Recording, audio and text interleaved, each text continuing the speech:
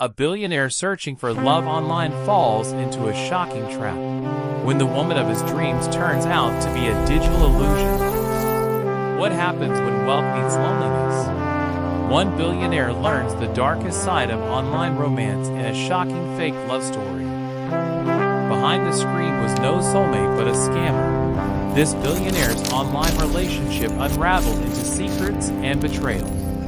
A digital love story too perfect to be true, until a billionaire uncovers the shocking catfish that exposed hidden secrets online. His city's skyline glowed like molten gold under the setting sun, its glass towers reflecting back a world of power, ambition, and hidden vulnerabilities.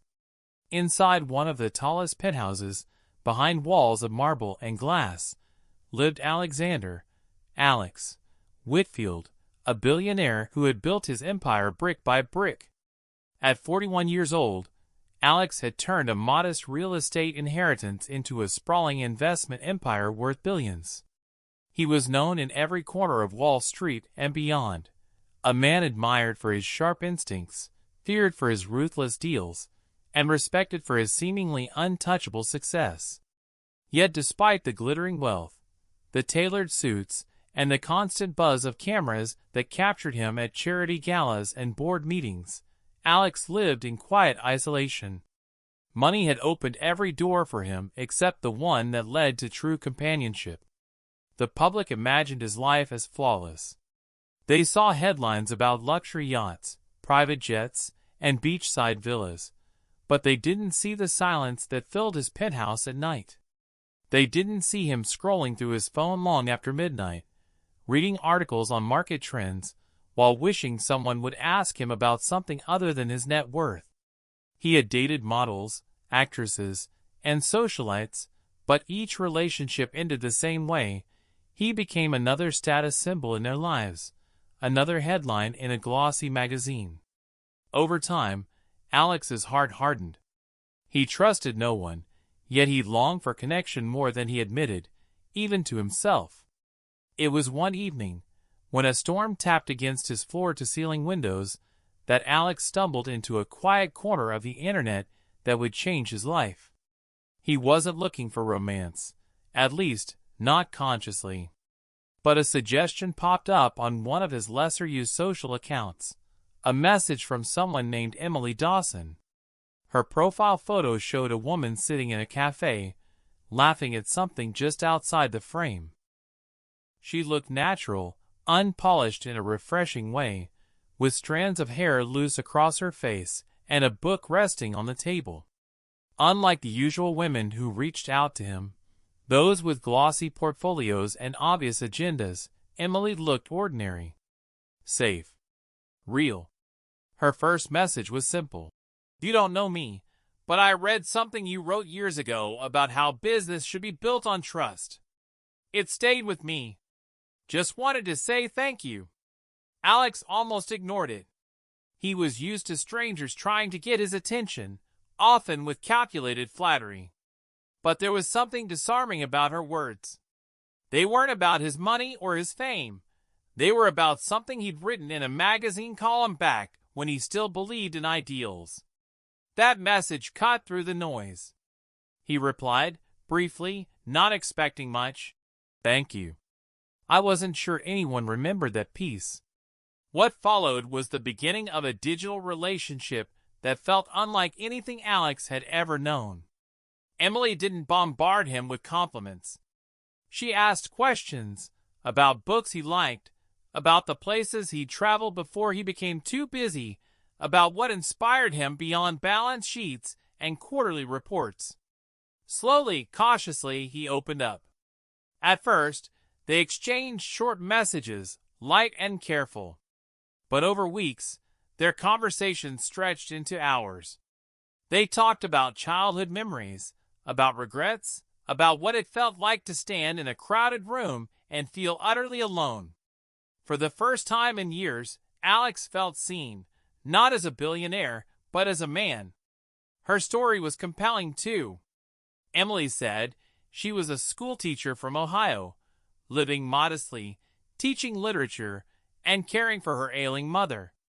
She spoke of long days in classrooms filled with restless children, of nights reading poetry to her mother by candlelight when the power went out. She painted pictures of quiet resilience and unshakable kindness. Her life seemed so far removed from his, yet so real, so human. It was everything he thought money could never buy. Months passed, and their bond deepened. Alex found himself rearranging his days to catch her messages. He canceled late-night meetings, telling his staff he needed quiet time. He smiled more, laughed more, even told his driver once that he didn't feel the constant weight pressing on his chest anymore. Emily was becoming the secret in his life that made everything else bearable. But there was one thing she always avoided: video calls. Whenever Alex suggested it, she had an excuse. Her webcam was broken. Her internet connection was unreliable. She wasn't comfortable showing her mother's fragile state on camera. At first, Alex accepted it. Not everyone wanted to bear their life over video. But as weeks turned into months, he began to wonder. Still, each time he doubted, Emily's words soothed him, weaving a web of intimacy so powerful that he brushed suspicion aside. What Alex didn't know was that behind Emily's gentle messages and poetic words was not a teacher from Ohio, but a group of digital con artists operating thousands of miles away. They had studied him carefully, analyzing his interviews, reading his old articles, dissecting his psychology. They knew his weaknesses: loneliness, distrust of superficial beauty, longing for authenticity, and they built Emily Dawson to be the perfect answer. Every detail, from her supposed struggles to her love of literature, was calculated. And Alex, for all his billions, was walking into the trap. The first financial request was subtle. Emily mentioned her mother's medical bills, almost in passing. She never asked outright, but her words lingered like a shadow. "Sometimes I wonder if I can keep up with everything. But I'll manage." Alex felt the urge to step in, but he restrained himself. He didn't want to insult her independence. Weeks later, when her tone grew more desperate, when she mentioned choosing between groceries and medicine, Alex finally acted. He wired a modest sum, nothing compared to his fortune, but enough to ease her burden. She protested, of course. Or rather, the scammers behind her did. It was part of the performance. "I don't want you to feel like I'm here for your money," she wrote. "Please don't think less of me." That only drew him in deeper. If she resisted his help, surely she wasn't after his wealth, he reasoned. What began as a few $1,000s quietly ballooned into hundreds of thousands. Each request was framed in careful language, wrapped in emotional intimacy. A broken-down car. A medical emergency. An unexpected eviction notice. Alex justified it all. What was a fraction of his wealth if it meant protecting the woman who had given him back his humanity? But it wasn't just money. Emily began influencing his decisions in subtle ways. She urged him to trust fewer people, to step back from his inner circle. She sowed seeds of doubt about longtime colleagues, suggesting that some of them might be exploiting him. Her voice became the one he trusted most, guiding him even as it isolated him. The irony was sharp. The man who had built empires on contracts and negotiations was being undone not by numbers, but by words. The breaking point came when Alex insisted on meeting in person. He was ready to fly to Ohio, to surprise her with a visit. Panic rippled through the scammer's operation. They couldn't allow that. Emily responded with a dramatic twist. Her mother had suffered a critical collapse, and she was traveling abroad to seek treatment. She vanished for days, then returned with tales of foreign hospitals, of bureaucratic nightmares, of mounting bills. Alex poured more money into helping her. He canceled business trips, citing personal emergencies. His staff whispered about his distracted behavior, about mistakes in meetings that Alex would never have made before. His empire wobbled, if only slightly, but enough for sharp-eyed rivals to sense weakness.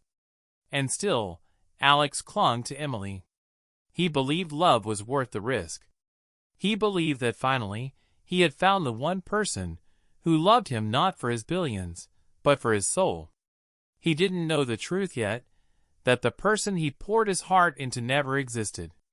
But cracks were forming. One evening, while scrolling through his messages, he noticed something odd. A phrase Emily used.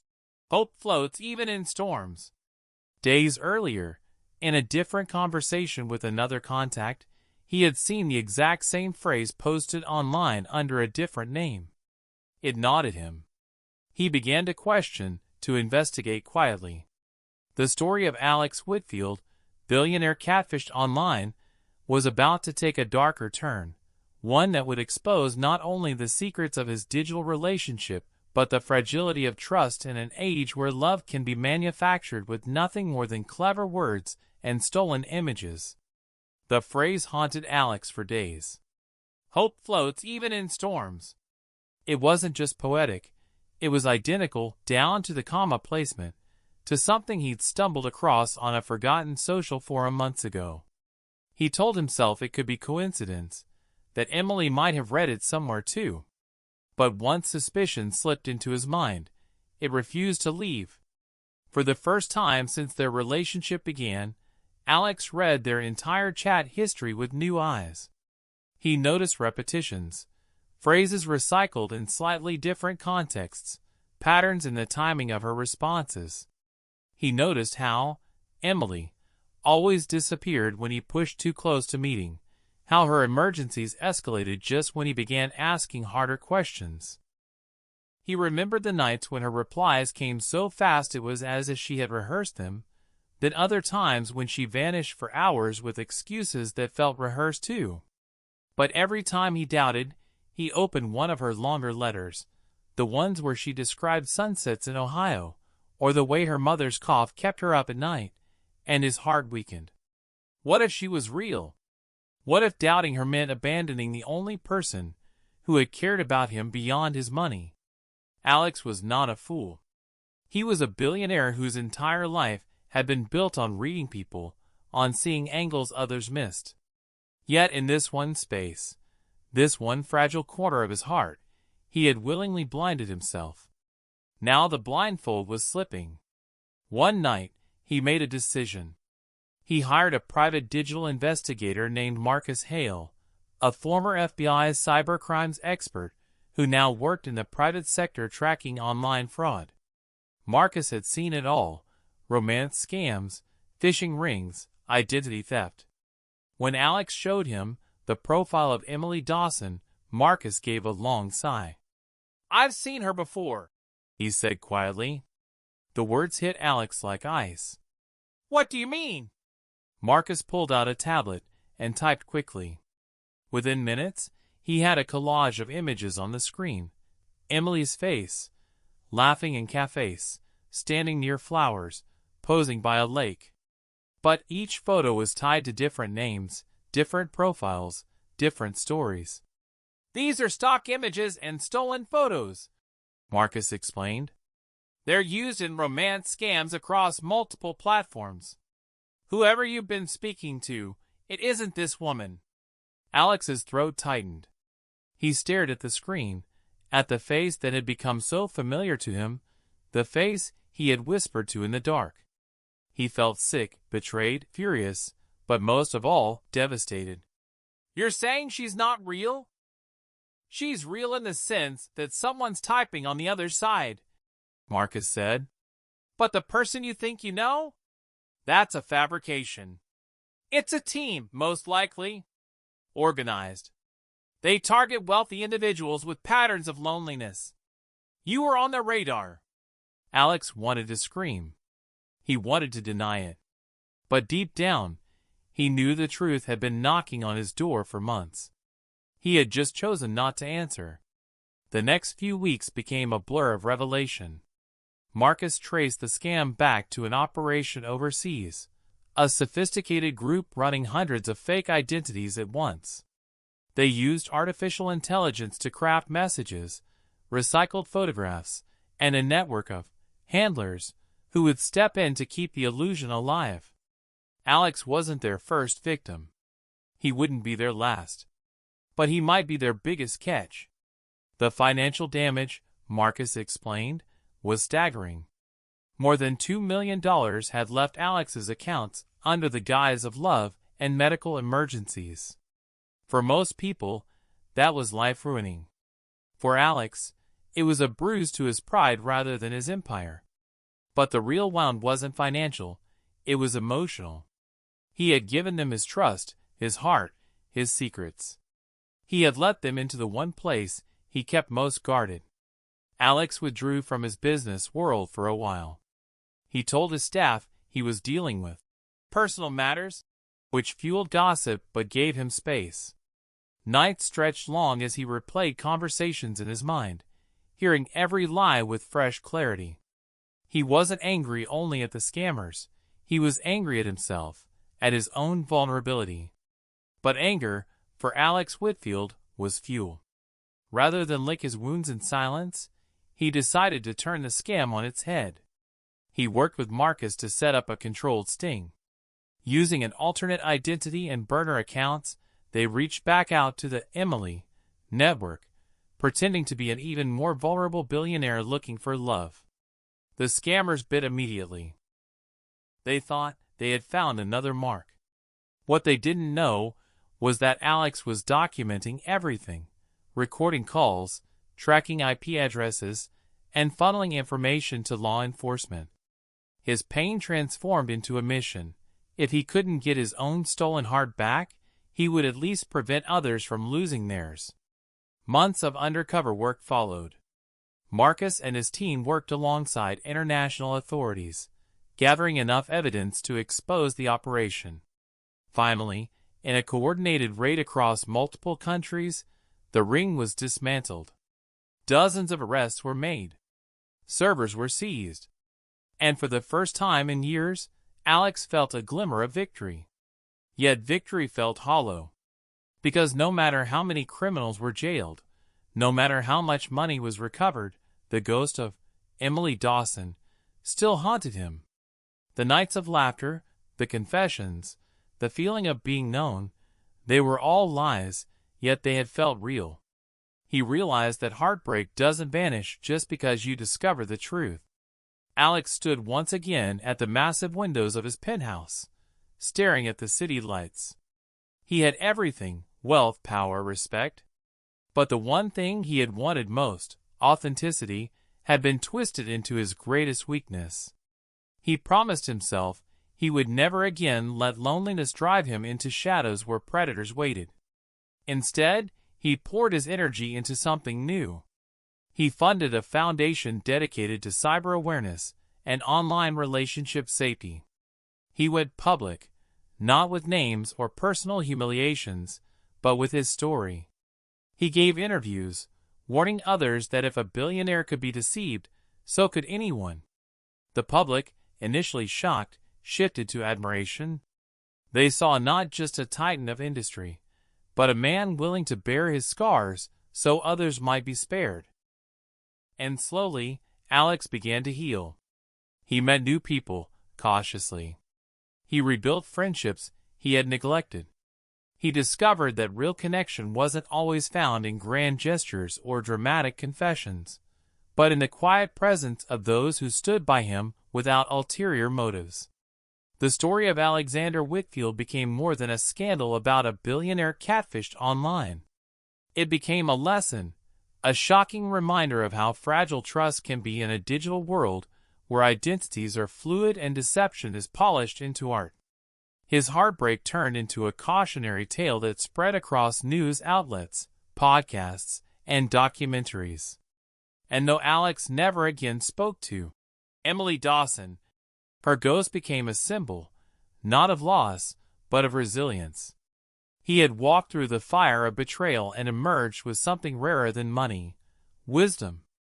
And as he stood on the balcony one evening, watching the sun dip behind the skyline, he whispered not to Emily, not to the scammers, but to himself. "Love is real. I just have to find it in the right place." Like share, and subscribe for more powerful real-life stories that uncover hidden truths behind wealth, love, and deception.